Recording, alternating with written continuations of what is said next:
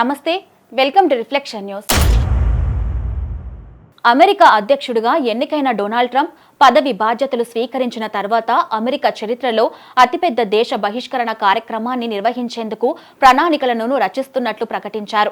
దాదాపు 1.5 మిలియన్ల మందిని దేశ బహిష్కరణ చేయాలని గుర్తించింది అమెరికా ప్రభుత్వ యంత్రాంగం. వీరిలో దాదాపు 18,000 మంది డాక్యుమెంటేషన్ లేని భారతీయ పౌరులు అమెరికాని విడిచిపెట్టాల్సి ఉంటుంది.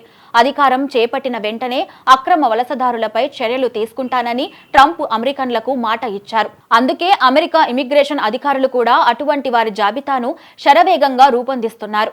అమెరికాలో అక్రమంగా నివసిస్తున్న వారికి సంబంధించి US immigration and customs enforcement ఇటీవలే గణాంకాలు కూడా విడుదల చేసింది.